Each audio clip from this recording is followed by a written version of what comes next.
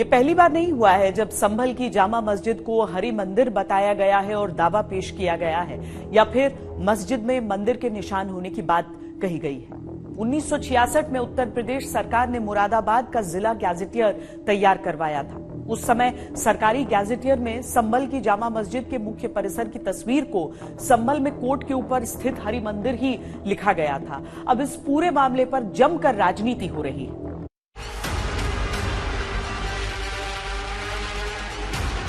देश की सर्वोच्च अदालत ने संभल में शांति और सद्भाव बनाए रखने की बात करते हुए निर्देश दिए। संभल में आम जिंदगी सामान्य होती दिख रही, सब कुछ शांत होने की तरफ बढ़ता दिख रहा है, लेकिन राजनीति अब भी कोई दाव नहीं छोड़ रही। माननीय मुख्यमंत्री ने एक रिटायर्ड जज और 2 IAS अफसरों की एक समिति बनाई है। हमें उसका स्वागत करना चाहिए और उसको सहयोग करना चाहिए। इतना बड़ा दंगा हो गया, अब तक कितने लोग सस्पेंड हुए? लॉ एंड ऑर्डर की जिम्मेदारी किसकी है? कि उत्तर प्रदेश पुलिस अत्याधुनिक असलहों से लैस है, प्रशिक्षित है, मनोबल भी ऐसा है कि अगर कोई पुलिस के ऊपर गोली चलाएगा तो कानून के अनुसार गोली का जवाब गोली से हमारी पुलिस देती है। और इस घटना को अंजाम देने में अगर किसी का सहयोग है तो खाली शासन और प्रशासन का। मोहल्ला पूरा घेर के हजारों लोग आके अब ईंट पत्थर जानलेवा हमला बंदूक हथियार तलवार लेके आएंगे, ये तो गलत बात है। इसकी जुडिशियल इंक्वायरी कराई जाए और हाई कोर्ट के रिटायर्ड जज की बताए, तभी दूध को दूध तो पानी का पानी हो जाएगा। ये फायरिंग नहीं बल्कि मर्डर है। सारी सियासी बहस एक तरफ, लेकिन बुनियादी सवाल अपनी जगह है कि जिस जगह को लेकर विवाद है वहाँ है क्या। दोनों पक्ष अपने अपने दावों पर जोर दे रहे हैं। किसी भी मस्जिद के ऊपर मंदिर बनाने के लिए सनातन अनुमति नहीं देता और मंदिरों के तोड़ने के लिए मंदिरों को तोड़ने की इजाजत इस्लाम नहीं देता, लेकिन इतिहास को जानने का अधिकार तो है ना हमें। जामा मस्जिद तारीखी मस्जिद है, ये मस्जिद बड़ी ऐतिहासिक मस्जिद है।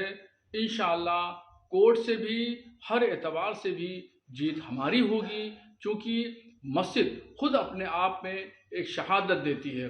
सच्चाई ये है कि बहुत सारे मंदिर ऐसे हैं कि बाबर ने और इस्फा अकबर ने सब आ करके कई बार औरंगजेब ने जहाँ जिसको जो मिला उस समय जो प्राचीन जगह हुआ करती थी वहाँ पर कब्जा करके बैठे जाते थे लोग, मंदिर को तोड़ देते थे। दरगाह की भी वही स्थिति है। तो भाई अगर से मस्जिद का मसला है, मस्जिद किसकी है, तो ASI है, आर्कियोलॉजिकल सर्वे ऑफ इंडिया है, हिंदू और मुस्लिम पक्ष के जिम्मेदार लोग हैं, ये बैठ जाए, ये बैठ के मसले हल कर दे।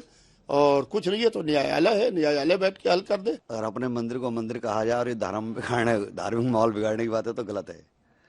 ये मंदिर ही है और जो लोग कह रहे हैं शायद उनको इस विषय में जानकारी नहीं है, और वो मस्जिद होती तो इतने सारे सबूत कहाँ से आते हैं?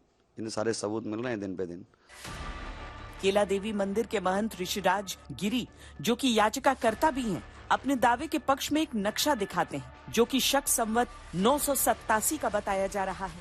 इस नक्शे में जामा मस्जिद की जगह हरिहर मंदिर है। संभल को तीर्थराज संभल लिखा गया है और इसमें संभल के 68 तीर्थ और 19 कूप भी दर्शाए गए हैं। अभी हाल ही में यूपी के मुख्यमंत्री योगी आदित्यनाथ ने मुरादाबाद मंडल के गैजेटियर पार्ट 2 का विमोचन किया। इस गैजेटियर के खंड 2 के पेज नंबर 79 पर दर्ज है, संभल में पुराने टीले जिसे कोट कहा जाता है पर भगवान विष्णु का पवित्र हरिहर मंदिर था। इस मंदिर के निर्माण का श्रेय पृथ्वीराज चौहान, राजा जगत सिंह अथवा बरन के डोड राजा विक्रम सिंह के परपोते नाहर सिंह को जाता है। इसी में आगे ये भी लिखा है कि मंदिर अब अस्तित्व में नहीं है, इसकी जगह मस्जिद। जामा मस्जिद के सदर का दावा है कि मस्जिद 16वीं शताब्दी में बाबर के आदेश पर बनवाई गई और ये समतल जगह पर बनाई गई थी, जिसके साक्ष्य उनके पास मौजूद है। सन 1926 में बाबर द्वारा बनाई गई थी, मुगल शासक बाबर द्वारा बनाई गई थी, और वो किसी मंदिर को तोड़कर नहीं बनाई गई थी, बल्कि वो खुद उसकी जगह थी। वहां पर ताकि मीर बेग ने उसको बनवाया था।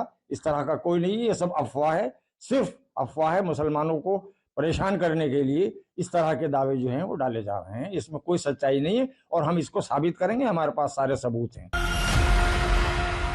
समाजवादी पार्टी सांसद जियाउर रहमान के पिता मौलाना ममलुकुर रहमान बर्क का भी दावा है कि यहाँ कोई मंदिर नहीं था, शुरू से ही मस्जिद थी।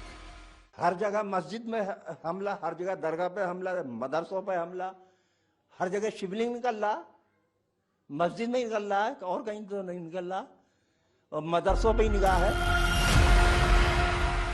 संबल का सच इतिहास की गर्द के नीचे है।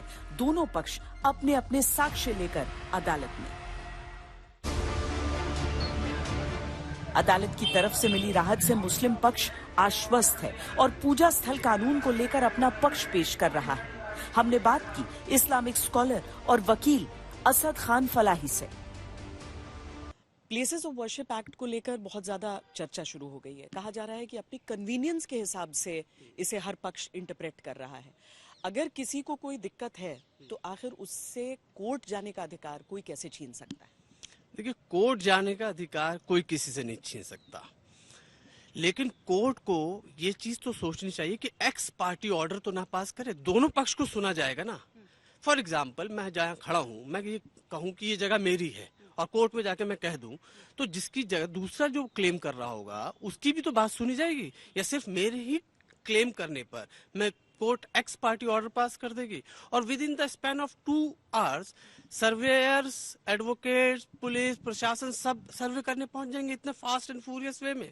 पॉइंट ये है मैम कि प्लेसेस ऑफ वर्शिप एक्ट का क्या है मतलब है। प्लेसेस ऑफ वर्शिप एक्ट ये कहता है कि 15 अगस्त 1947 के बाद जो भी मजहबी मकामात है, जो भी वर्शिप प्लेसेस है, मंदिर हो, मस्जिद हो, गुरुद्वारा हो, गिरजाघर हो, चाहे जूस के जो भी माबद हैं और इबादत गाहें हैं, ना तो उनकी नौइयत यानी नेचर और ना उनको डेमोलिश, इन दोनों को ही चेंज नहीं किया जा सकता। उसमें सिर्फ एक एक्सेप्शन था, अपवाद था, वो अपवाद राम मंदिर को रखा गया, ऊपर वाले के उससे वो भी रिजॉल्व हो गया।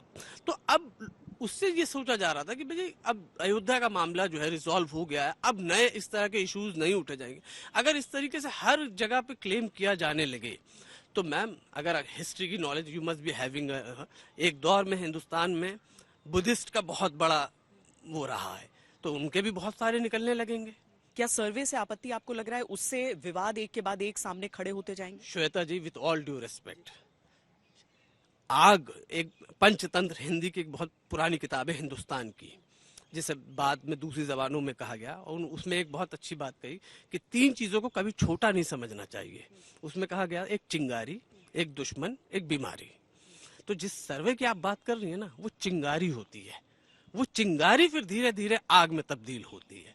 तो सर्वे का ऑर्डर कैसे पास किया जा सकता है जब वो एक्ट ऑलरेडी अवेलेबल है? मैम, जिस एक्ट के अंदर कहा गया ना कि नेचर ऑफ वर्शिप प्लेसेस, यानी नेचर भी नहीं की, यानी जब सर्वे का मतलब क्या हुआ, कि मतलब ये हुआ कि आप सर्वे करके ये जानने की कोशिश कर रहे हैं कि 15 अगस्त 1947 से पहले क्या ये वही मजहबी मकाम था, या मंदिर था, या मस्जिद थी, या गिरजाघर था, या गुरुद्वारा था, जो भी कुछ था। सर्वे का यही करने का तो मतलब है। तो वो चिंगारी है बेसिकली सर्वे का ऑर्डर देना भी, कि आपने सर्वे का ऑर्डर दे दिया, एक दूसरी कम्युनिटी के अंदर ये खौफ पैदा कर दिया, उनके अंदर ये डर पैदा कर दिया कि आज सर्वे का ऑर्डर है, कल किस चीज का ऑर्डर होगा, यू नेवर नो।